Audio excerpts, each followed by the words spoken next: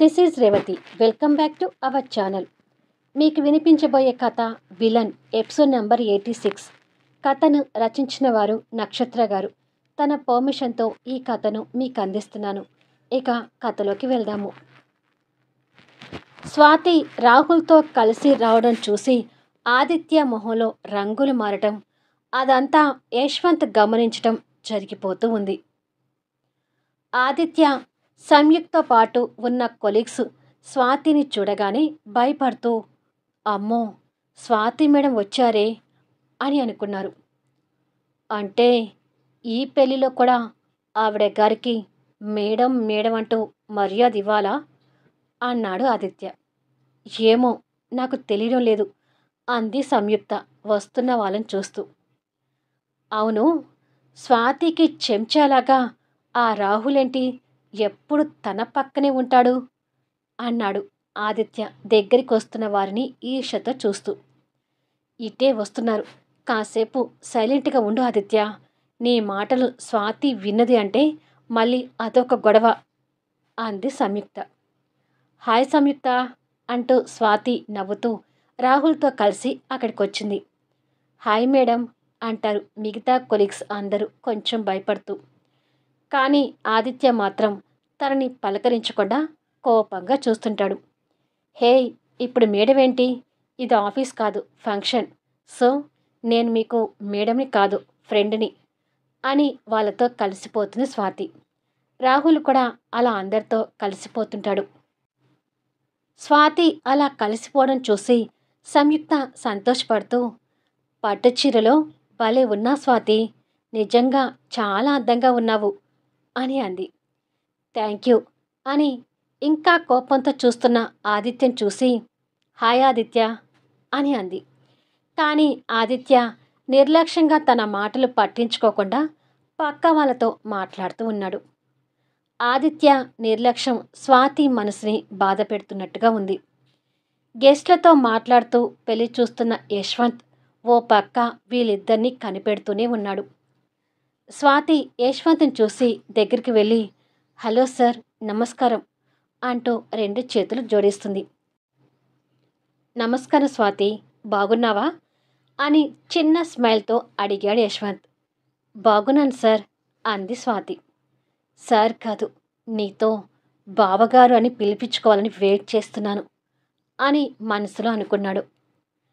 దగ్గర ఉన్నప్పుడు స్వాతిని లెక్క చేయకుండా దూరంగా వాళ్ళ అన్నయ్యతో మాట్లాడుతున్న స్వాతి వైపు ఆదిత్య కన్ను రెప్పకొట్టకుండా చూస్తుంటాడు. ఇలా స్వాతి యశ్వంత్తో మాట్లాడి మళ్ళీ వెళ్ళి సంయుక్త వాళ్ళతో కలుస్తుంది. ఇక దివ్య ఎదురుచూపులు కూడా ఫలిస్తున్నట్టుగా అభి ఫ్యామిలీ ఫంక్షన్ హాల్ ముందు కారు దిగారు. పెళ్ళి జరుగుతుండాలి, పదండమ్మా అని అభి పేరెంట్స్తో కలిసి లోపలికొచ్చాడు. అభి కోసమే కళ్ళు కాయలు కాసేలా ఎదురు చూస్తున్న దివ్య అభి రాగానే తన కళ్ళు ఆనందంతో మెరిసిపోతుంటాయి. అందరినీ రిసీవ్ చేసుకున్నట్టే రవికాంత్ గారు అభి వాళ్ళు కూడా రిసీవ్ చేసుకుని లోపలికి తీసుకుని వస్తుంటే అభి చూపులు యశ్వంత్ చూపులు నిప్పులు చెరుగుతూ కలిసిపోతుంటాయి. అభి వాళ్ళ పేరెంట్స్ కూడా యశ్వంత్ని కొంచెం కోపంగానే చూస్తూ అభితో వెళ్తుంటారు. వాళ్ళు కొంచెం ముందుకు రాగానే పూర్ణతో కలిసి ఉన్న దివ్య వాళ్ళకి కనిపిస్తుంటారు. అభి అనుకోకుండా దివ్య వైపు చూసి హాఫ్ శారీలో ఉన్న తనని కొత్తగా టాప్ అండ్ బాటమ్ లుక్ వేసి, ఇదేంటి నా డ్రెస్ కలర్లో తన డ్రెస్ కనిపిస్తుంది అని మనసులో అనుకున్నాడు. పూర్ణ కళ్యాణి కూడా చూసుకొని కోపంగా మొహాలు తిప్పుకుంటే దివ్య మాత్రం అభిని చూసి ఎవరూ గమనించకుండా పలకరింపుగా నవ్వింది. అభి తన నవ్వుని చూసి కోపం తెచ్చుకుంటూ అక్కడి నుండి పక్కకు తప్పుకొని గెస్ట్లతో మాట్లాడుతూ ఉంటాడు. ఇలా అభి యశ్వంత్ ఎవరికి సంబంధించిన వాళ్ళతో వాళ్ళు మాట్లాడుతూనే అప్పుడప్పుడు కోపంగా ఒకరికొకరు చూపులు విసిరేసుకుంటారు. రవికాంత్ దంపతులు పెళ్లి జంట పక్కన కూర్చొని పంతులు గారు చెప్పినట్టుగా అన్ని కార్యక్రమాలు చేస్తుంటారు.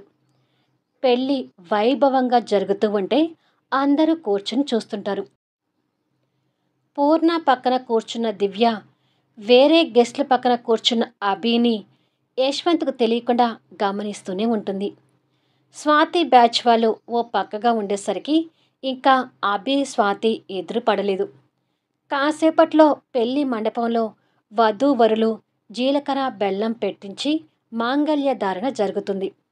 అదే సమయంలో అభికి ఏదో ఫోన్ కాల్ వస్తుంటే లిఫ్ట్ చేస్తాడు.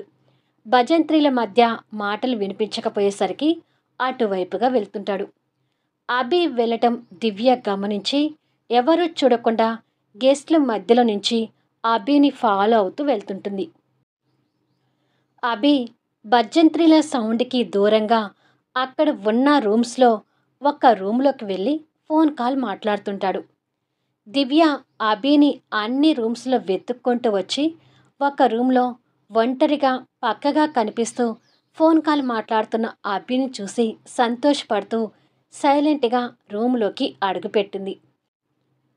అంతే సైలెంట్గా రూమ్ డోర్ వేసి బోల్ట్ పెట్టబోతుంటే ఆ రూమ్కి బోల్ట్ లేదని అర్థమై ఛ అని అనుకొని పోనీలే అభి ఒంటరిగా దొరికాడు, అది చాలు అని అనుకొని సైలెంట్గా అభి దగ్గరికి వస్తుంటే సరే నేను పెళ్లిలో ఉన్నాను, బయటికి వచ్చాక ఫోన్ చేసి మళ్ళీ మాట్లాడతాను అని చెప్పి ఫోన్ పెట్టేసి ఇటువైపుగా తిరిగేసరికి ఎదురుగా దివ్యని చూసి ఆశ్చర్యపోతుంటాడు. హాయ్ అంటుంది దివ్య నవ్వుతూ. నువ్వేంటి ఇక్కడ అని చిరాకు పడుతూ అడిగాడు. అబ్బా ఆ మొహంలో అంత చిరాకెందుకు, ఇంతకీ ఈ హాఫ్ శారీలో నేను ఎలా ఉన్నాను అని నవ్వుతూ అడిగింది. నువ్వు ఎలా ఉంటే నాకెందుకులే కానీ తప్పుకో, నేను వెళ్ళాలి అంటూ అడ్డుగా ఉన్న దివ్యని పక్కకు తొలగించుకొని వెళ్ళబోతుంటే అబ్బా నిన్ను కలవడం కోసం నేను వస్తే నువ్వు వెళ్తావనంటావేంటి అంటూ అభిచే పట్టుకొని ఆపింది. ఏంటి నా వెంట ఇలా పడుతున్నావు, నన్ను వదులు, నేను వెళ్ళాలి అని అభి దివ్య నుంచి వెళ్ళాలని చూస్తుంటాడు. బయట అందరూ వధూవరుల మీద అక్షింతలు వేసి భోజనానికి వెళ్ళడానికి రెడీ అవుతుంటే యశ్వంత్ దగ్గరకు ఆదిత్య వచ్చి మనం కూడా భోజనానికి వెళ్దామా అన్నయ్య అని అడిగాడు. పూర్ణను దివ్యను ఉద్దేశించి వాళ్ళిద్దరిని కూడా రమ్మను వెళ్దాం అని యశ్వంత్ అంటూ ఉండగా పూర్ణ అక్కడికి వచ్చి దివ్య ఎక్కడ ఆదిత్య అని అడిగింది. ఇంతకు ముందు వరకు దివ్య నీ పక్కనే ఉండాలి కదమ్మా, నన్ను అడుగుతావేంటి అన్నాడు ఆదిత్య. నా పక్కనే ఉందిరా, కానీ ఇంతలో ఎటు వెళ్ళిందో కనిపించడం లేదు అంది పూర్ణ. ఈ జనాల్లో ఎక్కడో ఉండి ఉంటుంది, తనని నేను తీసుకొస్తానులే, మీరు వెళ్ళండి అన్నాడు యశ్వంత్. సరే అన్నయ్య అని చెప్పి ఆదిత్య పూర్ణ అక్కడి నుండి వెళ్తే యశ్వంత్ దివ్య కోసం వెతుకుతూ ఆ రూమ్స్ వైపుకి వస్తుంటాడు. వాళ్ళ అన్న వచ్చేది తెలియని దివ్య అభితో మాట్లాడుతూ కాసేపు నాతో మాట్లాడొచ్చు కదా అభి అని అంది. నీతో మాట్లాడాల్సిన అవసరం నాకు ఏమీ లేదు అని చెప్పి వెళ్ళాలని చూస్తుంటే దివ్య అభి దారికి అడ్డుపడుతూ ఆపుతుంది. ఈ దివ్య ఎక్కడికి వెళ్ళినట్టు, ఏ గెస్ట్లతోనైనా ఉందా అంటూ యశ్వంత్ అన్ని రూమ్స్ డోర్ ఓపెన్ చేసి చూస్తూ వస్తుంటాడు. అనుకోకుండా దివ్య విండో నుండి బయటకు చూస్తుంది. విండోల నుంచి వాళ్ళ అన్నయ్య అలా రూములు వెతుక్కుంటూ రావడం దివ్యకి కనిపిస్తూ అమ్మో చచ్చాను పో, మా అన్నయ్య నన్ను వెతుక్కుంటూ వస్తున్నాడు అభి, ఇప్పుడు ఎలా అని అంది భయపడుతూ. అభి కూడా విండోల నుంచి యశ్వంత్ని చూసి మంచి పని చేస్తున్నాడు, రానివ్వు, ఇవాళ నీ బాగోతాలు మీ అన్నయ్యకి తెలియాలి అన్నాడు కోపంతో. అలా అనకు అభి, నిన్ను నన్ను ఇలా రూమ్లో చూశాడంటే నిన్నేమో కానీ నన్ను మాత్రం బొంద తీసి పెడతాడు. ప్లీజ్ అభి, ఏదో ఒకటి చేసి మా అన్నయ్య నుంచి నన్ను కాపాడు ప్లీజ్ అంటూ రిక్వెస్ట్ చేస్తుంది. రూములు వెతుక్కుంటూ ఆ రూమ్కి దగ్గరగా వస్తున్న యశ్వంత్ని చూస్తూ అంటుంది. చచ్చిన నిన్ను కాపాడను, నీ చావు నువ్వు చావు అని అన్నాడు కోపంతో. దేవుడా, నేను చావాలని చూస్తున్నావా, నేనంటే నీకెందుకు అంత కోపం ప్లీజ్ అభి, సేవ్ మీ, లేదంటే ఆ అన్నయ్య నన్ను నిజంగానే చంపేస్తాడు అని పక్క రూమ్ డోర్ తీస్తున్న సౌండ్ విని, అయ్యో, అన్నయ్య పక్క రూమ్ వరకు వచ్చాడు, ఏదో ఒక రకంగా నన్ను కాపాడు అభి, ప్లీజ్ ప్లీజ్ అంటూ భయంతో రిక్వెస్ట్ చేస్తుంటుంది. యశ్వంత్ ఆ రూము దాటి వచ్చి ఈ రూమ్ డోర్ తీయబోతుండగా, ఇవాళ మా అన్నయ్య చేతిలో నేనైపోయాను పో అంటూ దివ్య భయపడుతుంటే, డోర్ ఓపెన్ అవుతున్న సౌండ్ విని అభి ఒక్కసారిగా తనని పట్టుకొని గోడకు అతికిచ్చి తన పెదవులు అందుకొని ఆపరాగా ముద్దాడుతూ ఉంటాడు. ఆ చర్యకి దివ్య పాప షాక్ అవుతూ అభి తల మీద చేతులు పెడుతుంటే, యశ్వంత్ డోర్ తీసి వెనకగా ఎవరో ఒక వ్యక్తి అవతల ఉన్న అమ్మాయికి ముద్దు పెడుతున్నట్టుగా కనిపిస్తున్న ఆ దృశ్యాన్ని చూసి షాక్ అవుతుంటాడు. యశ్వంత్ వచ్చి వాళ్ళని చూడటం అభికి తెలుస్తూనే దివ్య పెదవులని మైకంగా చుంబిస్తుంటాడు. ఆ దృశ్యం చూసి యశ్వంత్ కోపం తెచ్చుకుంటూ, ఈడియట్స్, వీళ్ళు రొమాన్స్ చేసుకోవడానికి ఈ పెళ్లి ఫంక్షన్లోనే తీరిందేమో అని తిట్టుకుంటూ డోర్ వేసి దివ్య కోసం వెతుకుతూ వెళ్తుంటాడు. యశ్వంత్ వెళ్ళినా కూడా అభి తన పెదవులు వీడకుండా ముద్దాడుతూ ఉన్నాడు. షాకులో ఉండిపోయిన దివ్య తనకు తెలియకుండానే అభి ఇస్తున్న ప్రియమైన ముద్దుకి మైమరిచి లీనమైపోతుంటుంది. ఇద్దరికీ అది తొలి ముద్దే కాబట్టి ఇద్దరు మైకంతో కళ్ళు మూసుకొని వారి తొలి ముద్దులో ఉన్న మాధుర్యాన్ని పొందుతుంటారు. క్షణాలు నిమిషాలుగా మారుతున్న వారి ఇద్దరి పెదవులు వీడటం లేదు. ఇలా కాసేపు అభి తన్వి తీరా తన్ని ముద్దాడి నిదానంగా తన పెదవులను వదిలాడు. మైకంతో అప్పటి వరకు కళ్ళు మూసుకున్న దివ్య కళ్ళు తెరిచి అభి మొహం వైపు చూసింది. అభిలో అదే సీరియస్నెస్ కనిపిస్తుంటే దివ్య కంగారుగా చూస్తుంటుంది. ఆ క్షణం వరకు సీరియస్గా చూసిన అభి పెదవుల మీద చిరునవ్వు తెచ్చుకొని అందంగా నవ్వుతున్నాడు. ఆ నవ్వు చూడగానే దివ్య కళ్ళల్లో కన్నీళ్లు తిరుగుతుంటాయి. అభి తన మొహాన్ని చేతిలోకి తీసుకుని తన కన్నీళ్లు తుడిచి తన నుదుటి మీద మరో ముద్దు పెట్టుకొని ప్రేమగా హృదయానికి హత్తుకున్నాడు. దివ్య అభి నడుం చుట్టూ చేతులు వేసి, ఇప్పటికైనా నా ప్రేమను అర్థం చేసుకున్నందుకు thank you Abhi, thank you so much అంది.